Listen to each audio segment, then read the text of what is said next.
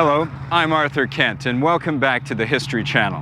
We're here at the U.S. Army base at Fort Stewart, Georgia, home to one of the most highly skilled and rapidly deployable mechanized forces in the world, the 3rd Infantry Division. In 1991, as a reporter on the front lines of the First Gulf War, I witnessed the liberation of Kuwait accomplished with dizzying speed. But that was just one of America's objectives. The other, the destruction of Saddam Hussein's military machine, was left unfinished. So why did the president call a halt to the ground war after just 100 hours? The answer next, in Operation Desert Storm, the final showdown.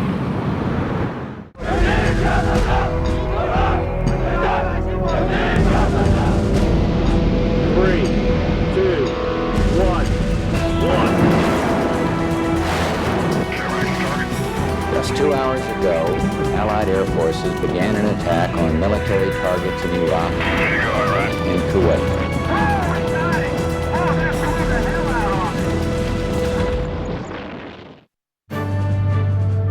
Ten hours after the Marines began their push northward toward Kuwait City on February 24, 1991, the main attack of the ground war got underway. It was a sweeping armored maneuver known as the left hook that would descend on the Iraqis from behind. We wanted to attack them and hit them in the flank before they knew the direction and the size of the attack. Ready to roll whenever. How's the tank? Good. We're running good. Yeah. The force that would deliver this blow was the U.S. Army 7th Corps, commanded by General Fred Franks. Their mission was to destroy the heart of Iraq's army, 3 armored divisions of the elite force known as the Republican Guard. We knew that the Republican Guards, who were well-armed, well-equipped, the best trained of the Iraqi forces, who were our principal mission and our focus of our attack, that they would fight back, that they would attempt to maneuver, and that they were a much more skillful and motivated force than the frontline Iraqi units. Those forces, the ones the Marines were attacking, were regular army, mainly conscripts. Poorly trained and poorly equipped. They had also been seriously weakened by Allied bombing attacks. This was not the case with the Republican Guard. There were 3 heavy divisions, armored mechanized divisions, equipped with the Soviet T-72 tanks, very good tanks, and the BMPs, first line infantry carriers. So it was good equipment. Our intelligence said they were disciplined, they were tough, they would fight to the death.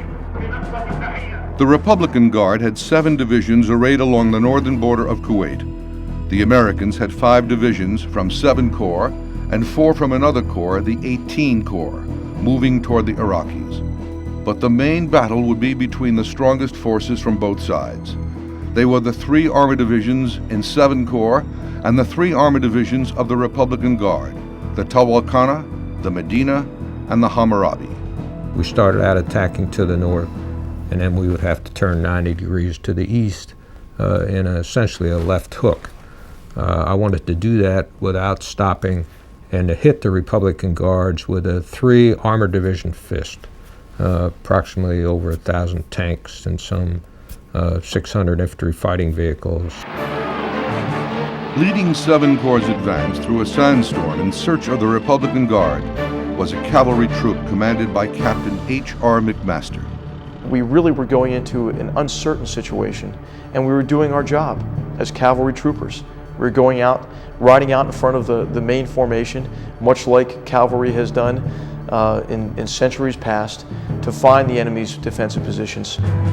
60 hours into the ground war, he suddenly spotted a brigade from the Tawalkana division of the Republican Guard hidden behind a ridge.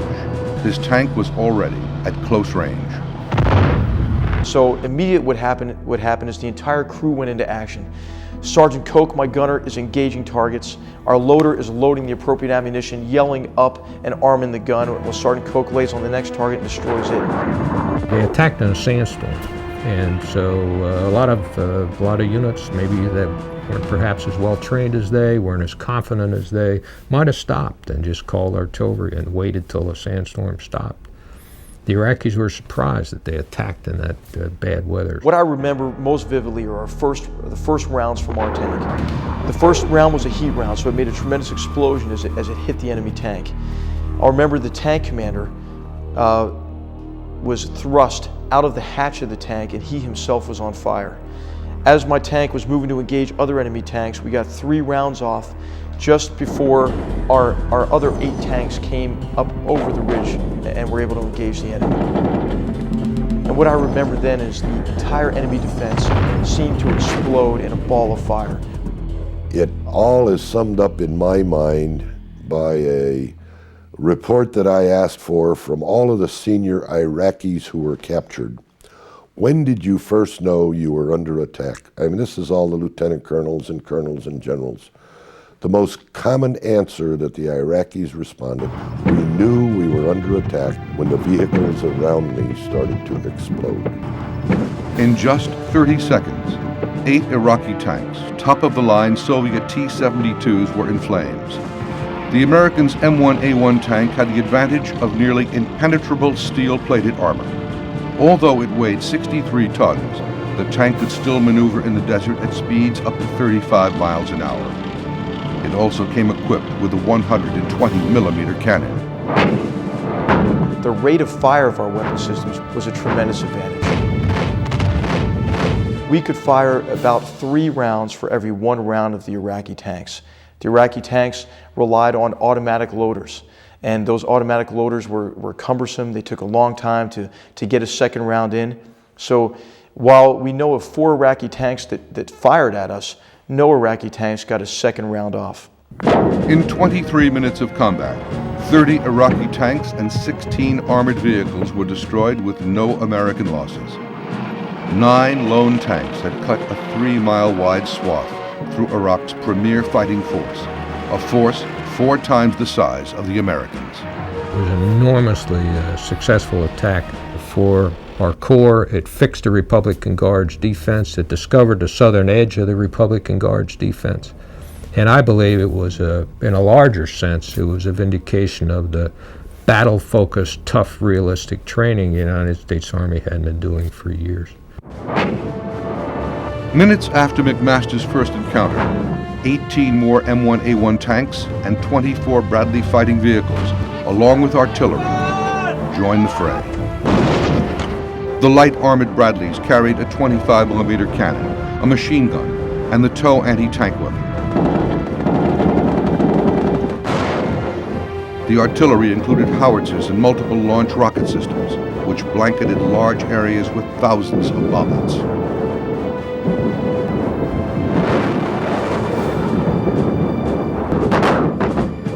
In the Battle of 73 Easting, as it became known, the overwhelming American firepower routed an entire Republican Guard brigade in just 4 hours. The victory set up the fight 7 Corps had been waiting for. When we turned our corps 90 degrees to the east in this rolling attack with a fist, at that point in time, we had essentially 10 brigades, 10 armor brigades on line attacking the Iraqis. That was the biggest battle of the war. Next, 7 Corps delivers the left hook, a blow even more lethal than expected. By the end of the 3rd day of the ground war, the victory at the Battle of 73 Easting was certain. Now the full strength of 7 Corps was on the move, about to deliver the first massive blow to the central elements of the Republican Guard's Talwalkana Division.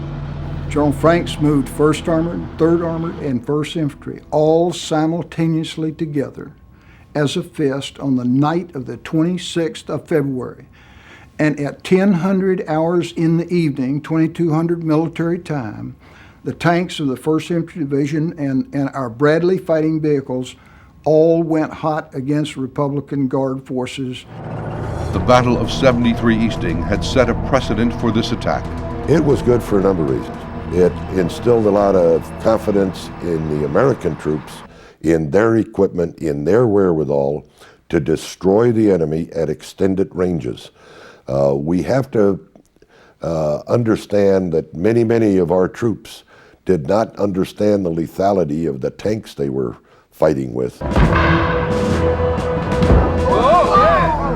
We had given credit to the T-72s and BMPs as being, while not on par with our Abrams tanks and our Bradley fighting systems, at least systems that were somewhat comparable. It turned out they were not even close to comparable. Among their advantages, the Abrams tanks and Bradley fighting vehicles had much better sights. They used an infrared night sight that differentiated between hot and cold objects. You can see an enemy tank that has retained some residual heat either from its own engine or from the sun hitting it most of the day. And so you can see that as a spot on your sight, and you can put the aiming point on that. And the calculation of the ballistics equation is all done for you, and the proper selection of the ammunition, and you keep the aiming point on the target, you're going to hit it.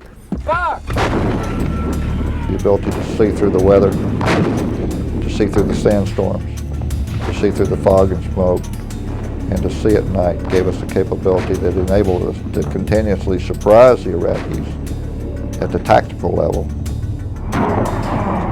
Once the Americans had an Iraqi tank in their sights, it took only one hit to destroy it. The most lethal weapon on the battlefield, at least in a direct firefight, was the main gun of the Abrams tank, the 120 gun. The soldiers referred to the service ammunition that we used in battle as the silver bullet. It's a depleted uranium round. Depleted uranium is a hard material, much like tungsten, and so it provides a very dense, hard material that's easily manufactured and easily machined into this narrow, what we call long rod penetrator. It's a round that's has extraordinary penetration power. Fundamental thing that you had, because of the density of the warhead, the munition stayed on course and on target, and you could shoot it further and hit where you were aiming. The accuracy and power of the 120 millimeter shell weren't the only reasons it took just one hit to destroy the T-72. The Soviet tanks also had a fatal design flaw. The T-72 had the ammunition inside the crew compartment.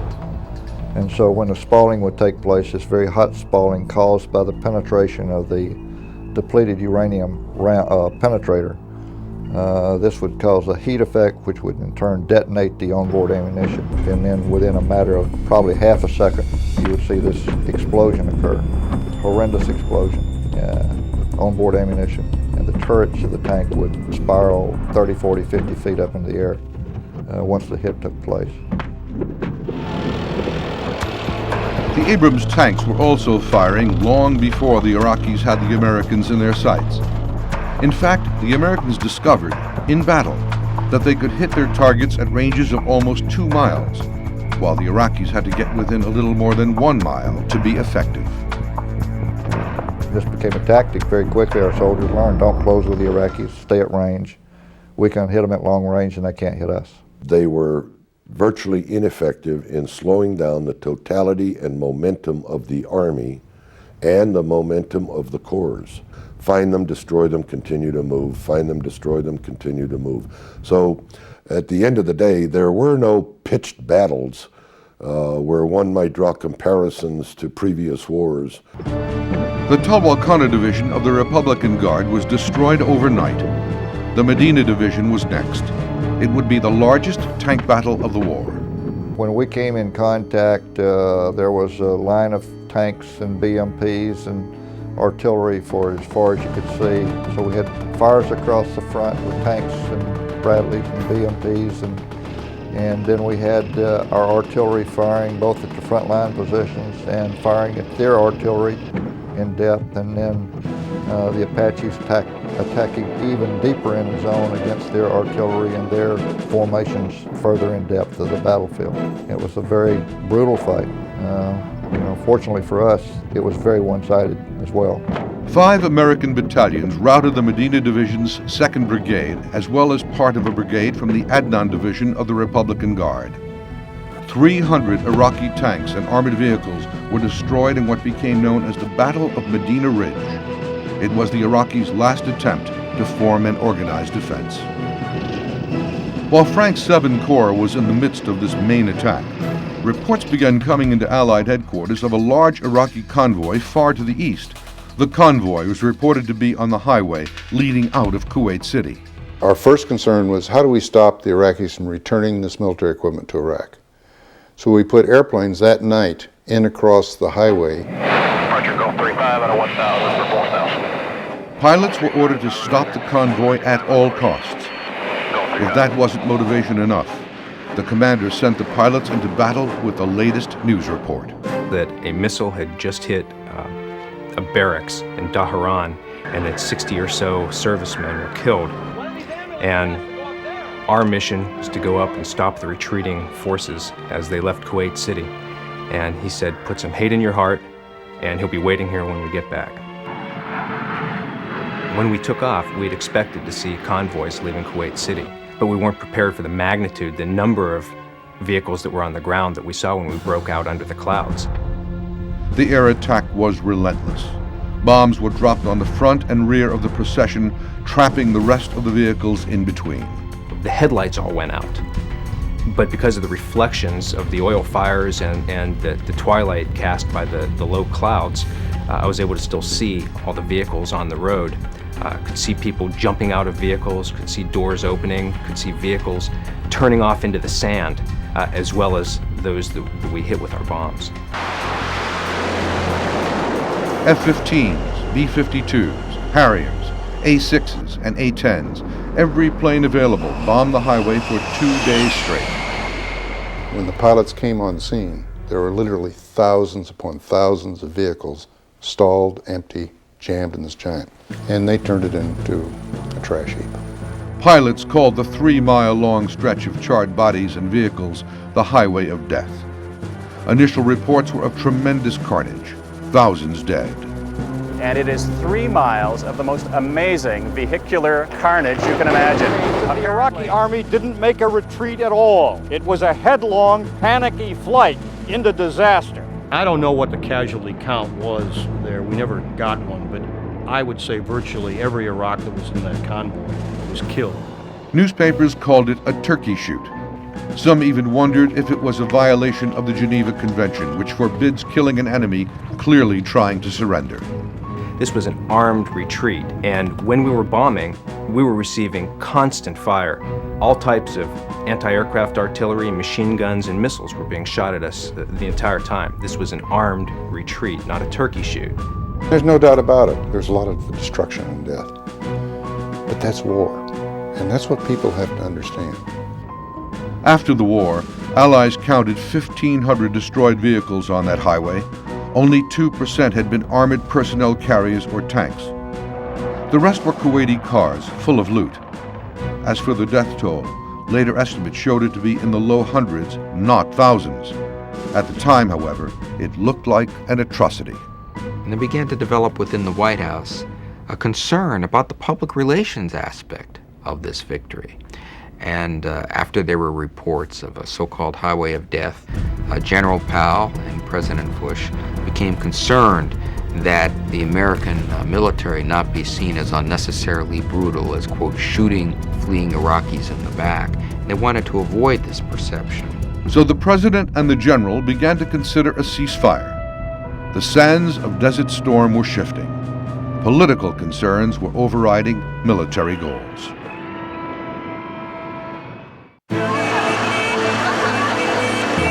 By the 4th day of the ground war, Kuwait City had been liberated, and some 70,000 Iraqis had already surrendered. All of the Talwalkana Division and most of the Medina Division of the Republican Guard had been destroyed. Now, both regular Iraqi army and the Republican Guard were in retreat. President Bush was concerned that more fighting would lead to accusations of slaughtering Iraqis who were simply trying to escape. It was clear that Iraqi forces were running out of Kuwait as fast as they could run. You basically have this image that the Iraqis are running and we're slaughtering. Bush was particularly worried about the public reaction to the carnage on the so-called Highway of Death. Newspaper reports had described the relentless air attack there as shooting fish in a barrel. Everyone, of course, was aware of those media images, and so everyone knew what Bush was talking about when he said, "We don't want to be subject to charges of brutalization." On February 27th, 83 hours into the ground war, General Powell called General Schwarzkopf to let him know the White House wanted a ceasefire as soon as possible. He told General Schwarzkopf, Norm, we're sitting here in the Oval Office having a conversation. The general sentiment is that it's about time to end it. Do you have a problem with that? That doesn't exactly invite dissent from General Schwarzkopf. I got a query from General Schwarzkopf about, John, how much more time do you need to wrap this up? I asked for 24 more hours, which would have, instead of shutting the war off at daylight the following day, given us another day's worth of daylight to, as I call it, tidy up the battlefield. While the president pondered his options for a ceasefire, General Schwarzkopf called what was to be the most controversial press conference of the war. In a bravura performance that later came to be known as the mother of all briefings, Schwarzkopf all but declared victory 1 day early. We have rendered completely ineffective over 29 Iraqi divisions, and the gates are closed. There is no way out of here. There is no way out of here, and the enemy is fighting us in this location right here. You said the gate was closed. Have you got ground forces blocking the roads to Basra? No. So is there any way that they can get out that way? No. That's why the gate's closed. The Iraqis were not surrounded. The gates were not closed.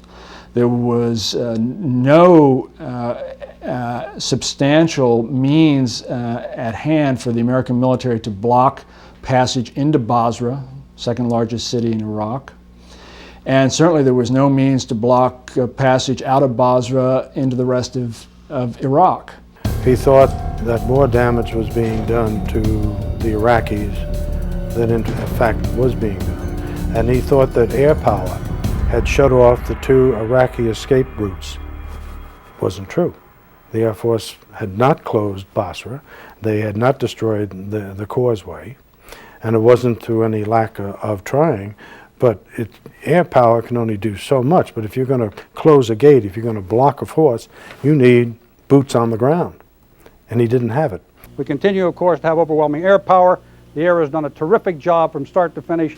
So he misled people when he said the gate was closed. Most of all, he misled himself, and he certainly misled the administration. This misapprehension was something that I think came back to haunt the American military to some extent, because it bespoke the fog of war in spades. However, based partly on Schwarzkopf's briefing and partly on the symmetry of ending the conflict at 100 hours into the ground war, the administration decided to call a ceasefire. Military leaders at Central Command in Riyadh knew that wasn't enough time to finish off the Republican Guard. Well, I said, I think that's a mistake, and Noam Schwarzkopf said to me, okay, you go get on the telephone and argue with them. I'm not going to argue anymore. I said, I'm not going to argue either. So we then sat down and started figuring out what all of this meant and how we were going to issue orders to stop the combat operation. The fact that there was going to be a ceasefire came as an enormous surprise to the field commanders. And they were outraged by it, in addition to being surprised, because they felt that they had not completed their mission. The destruction of the Republican Guard was one of the paramount military objectives of the war. It was put in writing in classified directives, and that's what General Powell had in mind when he gave his famous Pentagon press conference and said, Our strategy to go after this army is very, very simple. First, we're going to cut it off, and then we're going to kill it. This was not a subsidiary goal, it was not a minor goal, it was a central goal. And yet half of the Republican Guard managed to escape. I'm certainly not questioning the political decisions to stop the offensive operations, but General Schwarzkopf had given us the mission to destroy these divisions, and we knew we had not destroyed the Hammurabi at this point. The Hammurabi was the best equipped of all the armored divisions of the Republican Guard. 3 Republican Guard infantry divisions also remained intact. At the time of the ceasefire, 18 Corps to the north of 7 Corps now had those 4 divisions nearly but not quite trapped along the northern border of the theater of war. I think there was an element of disappointment because we were about to launch the final attack and close the last open gap of ground, and we were completely confident we'd do this successfully and rapidly. The 24th Infantry Division, commanded by Barry McCaffrey, had been less than an hour away from blocking one of the 2 main escape routes into Iraq. I think if the war had gone on for one more day, we would have sealed off the encircled force and taken away another 1,000 armored vehicles from them. But the die had been cast. The ground war was halted after 100 hours. I am pleased to announce that at midnight tonight, Eastern Standard Time, exactly 100 hours since ground operations commenced and 6 weeks since the start of Operation Desert Storm, all United States and coalition forces will suspend offensive combat operations. 2 days after the ceasefire, one patrol in General McCaffrey's 24th Infantry Division came upon the Hammurabi Division as it headed north. A huge enemy force, well armed, blundered into our positions and fired. And we took decisive action, and thankfully, no U.S. soldiers were killed. General McCaffrey ordered that battalion and then the entire brigade and fundamentally the entire division to retaliate. The counterattack, which was entirely disproportionate to whatever offense the Iraqis may have given in the first place, lasted for hours. It was one of the most devastating and controversial battles of the war. In May 2000, an expose in New Yorker magazine alleged that McCaffrey had launched an unprovoked attack on Iraqis who were complying with the ceasefire. McCaffrey claimed it was self-defense. It was clear to me, as a division commander, that my forces were at risk. We got permission to return fire, we returned fire, and we went out and captured those guys that fired at us. And while we were out there, the armored vehicle started firing on us. Look, in the middle of the night, a battalion commander fell under attack. It is crazy for anyone to argue with the front line reporting of our captains in battle. The rough rule of thumb was if the guy was staying on the vehicle, we engaged the vehicle. And the ones out in the marsh that were waving, we just waved them to our rear. It was absolute pandemonium. There was no command and control. There was nothing but raw, blind panic. A 2,100-page report by the Army's Criminal Investigations Division concluded the engagement was clearly provoked by the Iraqis. Although some questioned McCaffrey's judgment in using such overwhelming force, no one denied the extent of the destruction. The Iraqis lost 30 tanks and 346 armored vehicles in the battle. Even that, however, did not incapacitate the Republican Guard. A shocking number had managed to escape. Ending the war before the Army could cut off all the escape routes into Iraq allowed the better part of the Republican Guard to get away with nearly half their armor. Even President Bush acknowledged the victory with mixed feelings. You know, to be very honest with you, I haven't yet felt this wonderfully euphoric feeling that many of the American people feel. But I think it's that I want to see an end. You mentioned World War II. There was a definitive end to that conflict. And now we have Saddam Hussein still there. In the end, the decision to make the war was made on political grounds more than military grounds. And I know from talking to people in the Bush administration that there really, at least among many of the civilians, was not an appreciation that half the Republican Guard was going to get away. According to General Powell, the White House knew some units of the Republican Guard might slip through its grasp after the ceasefire. This CIA document shows just how many did escape: 70% of the Republican Guard and half of their armor. The decision to allow them to go is still being debated today. Why would you leave roughly 40% of the Republican Guard tanks and heavy vehicles, when all you had to do was to put a satchel charge in them or let a helicopter or an airplane put a bomb on top of it. And we have suffered from that and paid the price for that since the war ended. In fact, there were some who argued at the time U.S. forces should have turned toward Baghdad to force Saddam to flee. Ladies and gentlemen, when we were here, we were 150 miles away from Baghdad, and there was nobody between us and Baghdad. If it had been our intention to overrun the country, we could have done it unopposed. Saddam would have fled.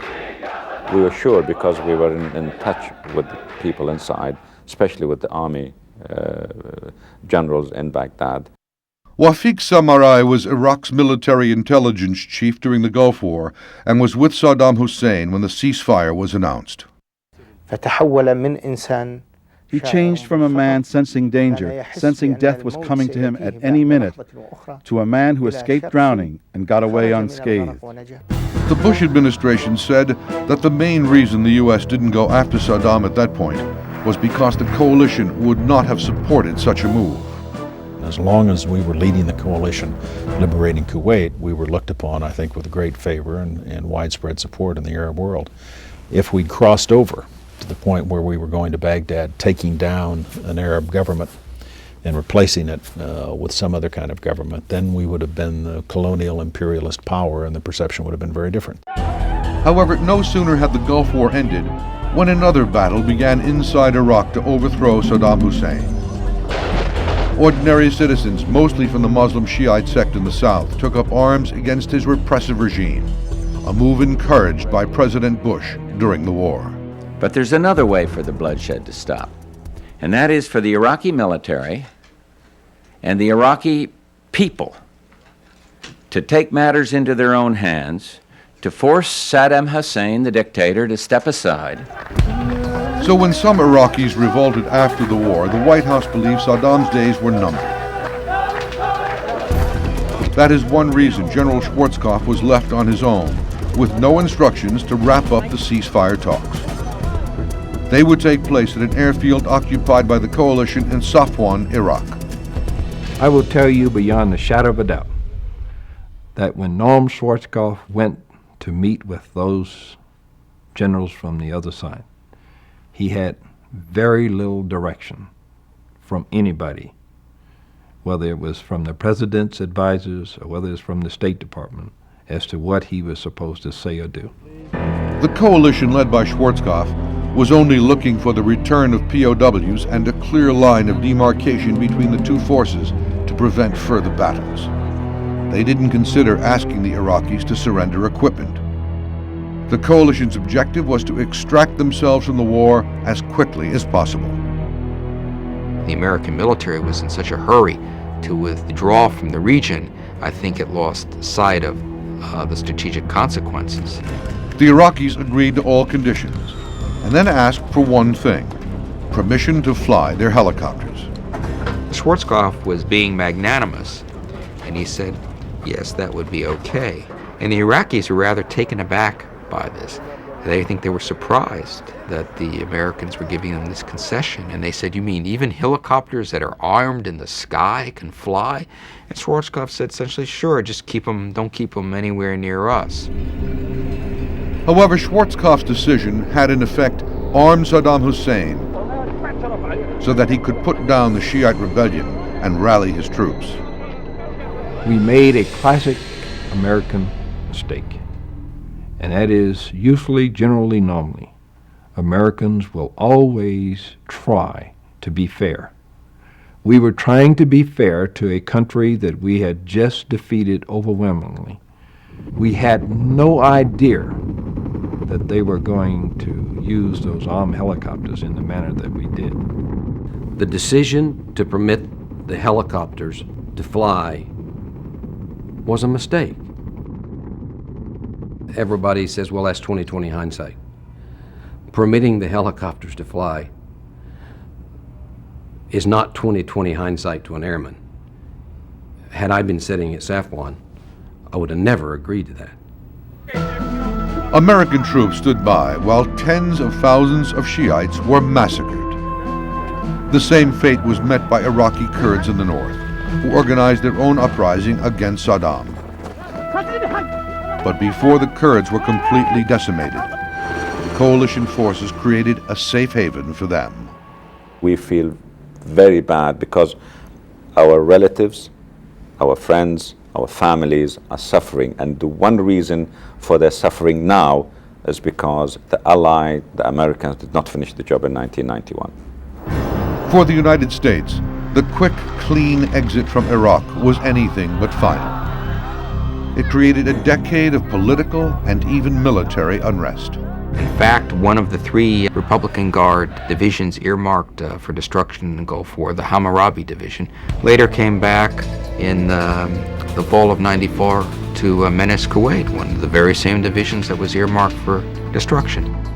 After the Gulf War ended, President Clinton attacked Iraq twice, in 1993 and 1998. In 2001, President George W. Bush's first military action, 1 month into office, was an airstrike near Baghdad.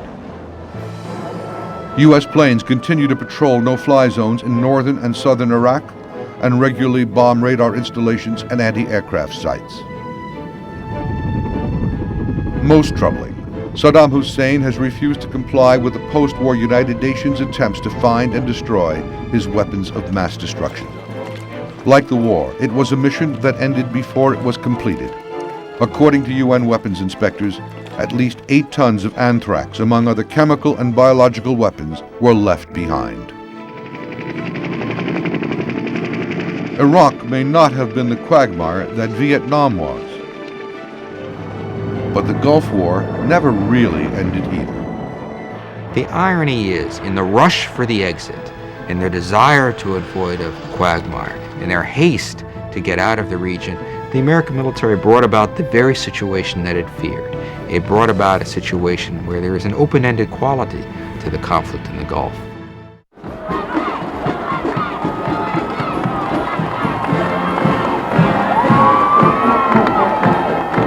At the time, there was no doubt that Operation Desert Storm was a decisive victory. I can report to the nation, aggression is defeated, the war is over.